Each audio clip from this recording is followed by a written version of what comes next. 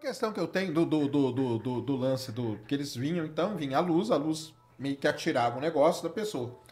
Mas foto mesmo de uma pessoa machucada só tem uma, né? Só tem uma, que é da Aurora Fernandes, que acontece em Belém. Por quê, cara? Famosíssima foto, aliás. É, que é a foto que ela tá deitada, tem um cara do lado, que é o cara da, né? E por que só tem uma foto disso, será, hein? A gente precisa chegar em Belém. A gente começa aqui, ó. Esse documento que eu tenho aqui, ele não é nada especial. Isso aqui é o relatório da Operação Prato, que está disponível no Arquivo Nacional. Ele tem bastante páginas, inclusive quem compilou isso aqui dessa forma foi o site operaçãoprato.com. Eu acho que é sempre importante a gente dar os créditos, porque assim, a gente nunca vem do nada e a gente nunca tá sozinho.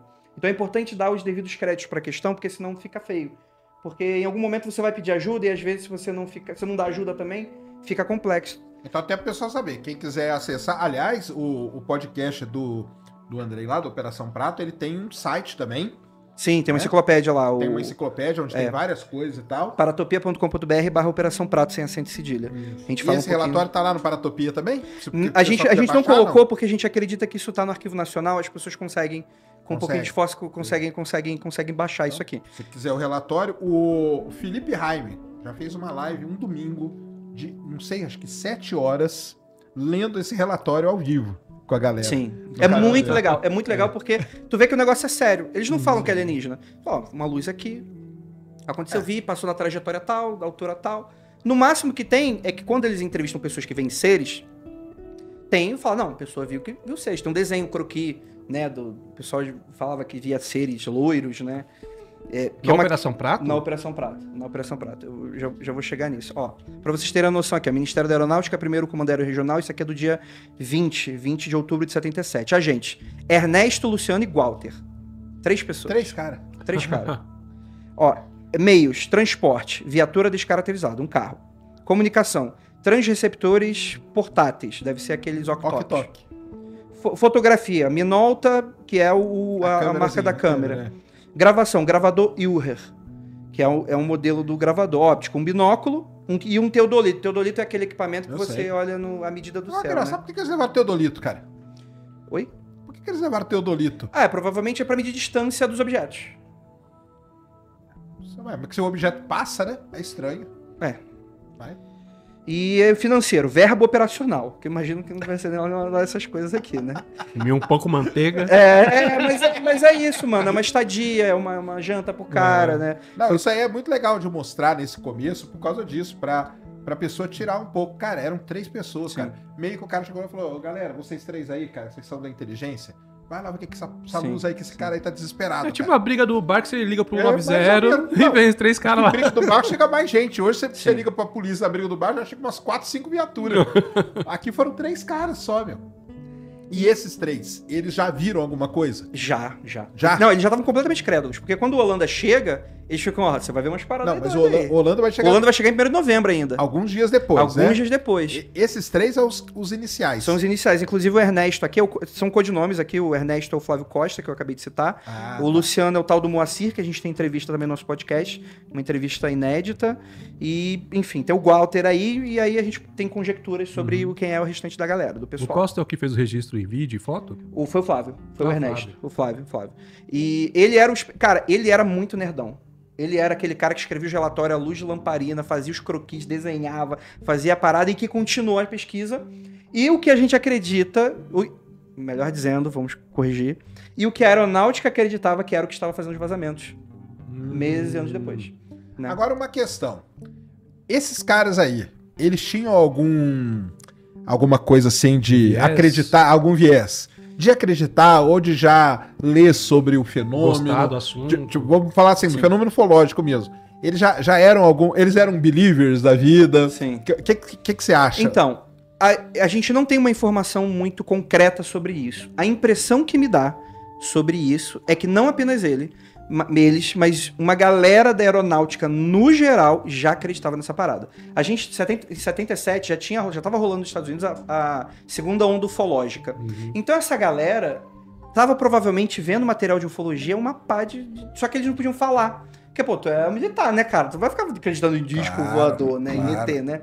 Então o que acontece? Eu tenho indícios e conversei com pessoas que acreditavam, tanto o Protásio do primeiro Comar, o comandante do primeiro Comar, quanto o Flávio Costa, quanto o Holanda, quanto o Camilo, todos eles acreditavam. Só que quem pagou de maluco no final foi o Holanda. Foi a galera que foi desacreditar ele. Porque ele realmente... Eu gosto de brincar que as pessoas são mordidas pelo mistério. E o militar, ele tem uma... Cara, militar tem uma coisa. Pode ter todo o resto, mas uma coisa é certa. Hierarquia. Você não pode ir contra a hierarquia ao seu superior e a contra a instituição. Você vai defender a aeronáutica até o final. E o Flávio e o Holanda, eles trabalhavam nessa zona cinzenta, que eu acho que eles foram mordidos pelo mistério, e eles falaram, mano, isso aqui é maior do que eu. É maior do que eu acredito, é maior do que o que eu treinei pra fazer. Então eles, invariavelmente, acabaram sendo tratados de uma maneira como se fossem... Ficaram doidos, assim. Não das minhas palavras, mas foram várias pessoas que a gente conversou, eles foram tratados dessa maneira lá dentro, inclusive, nesse sentido. Mas a galera já acreditava. Já acreditava e quando eles viram, pronto. Era o que eles estavam... Mas aí vem uma pergunta. Você acha que o cara ali, quando chegou lá o chefão deles, é o Sampaio, né? Não, tem o Camilo, que é o do A2. É o Camilo, né? Quando o Camilo chegou ali, você acha que ele chegou pra galera e falou assim, galera, tá acontecendo umas luzes aí, quem aí acredita em disco voador quer ir pra lá ver? Você acha que ele chegou de um jeito assim? Uma sugestiva. Sugestivo, assim? A gente tem um indício disso numa entrevista que a gente tem com o Nascimento, se não me engano, o Sargento Nascimento. Ele fala na nossa entrevista o seguinte, ele fala quando ele foi chamado, vamos fazer isso, isso, isso. Um colega dele virou pra ele e falou, pô, fala lá que tu gosta de disco voador, porque isso vai aumentar as tuas chances. Ele fala isso. Da boca do Nascimento, ele fala com o colega dele, falou. E o Nascimento falou, mano, eu não vou falar isso, porque eu não vou mentir. O Nascimento é o cara que ele é mais meio Caxias, assim. Sim. Ele não... Até o final, missão dada, missão cumprida, não tem que falar sobre isso. E acabou. Porventura, ele já estava bastante idoso, ele acabou cedendo uma entrevista, né, que a gente acabou passando no podcast. E isso é muito legal. Porque são coisas inéditas. De um cara de 50 anos que todo mundo já achava que estava meio exaurido nesse sentido. E não, a gente tá achando pessoas. E essas pessoas... E isso que é a parada. Eu podia ir lá e podia ver todos os indícios de que nada daquilo aconteceu. Mas não foi isso que eu encontrei. Eu encontrei realmente uma materialidade bastante forte. Mas por causa do período de tempo, é muito difícil a gente achar laudo. Cara, é impossível. Porque 50 anos... Cara, dá 10, 15 anos a galera queima o negócio. Por que eu vou estar laudo do Chiquinho Freitas vou estar guardando esse negócio? Não tem como. Não tem espaço suficiente. Mas, Andrei, você falou agora há pouco sobre essa tendência da galera da aeronáutica, quase que não sai, de acreditar. Cara, eu recebo muito e-mail de piloto de avião. Sabe, o pessoal me manda muito e-mail pra falar, Schwarza, pô, sou piloto, eu vejo umas luzes assim, assim. Eu fico pensando assim, uma conversa que a gente até teve um tempo atrás, que um piloto, ele não é treinado para entender fenômenos atmosféricos, identificar satélite. Então eles devem ver muita coisa. Sim. Eles devem ver. Pô, você tá no avião à noite. Mano, o que você deve ver? E essa é a questão também aqui da Operação Prata, assim. Tem uma galera mais cética que fala, pô, mas os caras podem estar enganados. Eu entendo isso de um cara que ele não tem, às vezes, uma instrução formal, nunca viu um helicóptero, nunca viu um avião, etc. A gente pode até forçar essa barra nesse sentido. Mas, cara, para membros da aeronáutica mesmo, beleza, se a gente for pra teoria do, eram protótipos estrangeiros, aí até aí vai, beleza. Mas acreditar que eles não sabiam reconhecer um helicóptero, um avião, eu acho que pra mim já passa de uma forçação de barra da galera que tá tentando forçar o descrédito. E essa é a parada, Andrei, porque você acredita em ufologia? Não, mano, isso aí faz parte da investigação, você tem que levar em conta alguns pressupostos. E essa é a parada, às vezes é um cara que contaminou, por exemplo, se fosse um cara que era entusiasta de ufologia lá no meio, a gente poderia falar, pô, tudo que esse cara produziu pode estar contaminado. Mas quando todo mundo tá vendo, e a gente entrevista o maluco que tava do lado e fala, não, mano, não acreditava, não via, tive a oportunidade de ver, vi a parada do disco.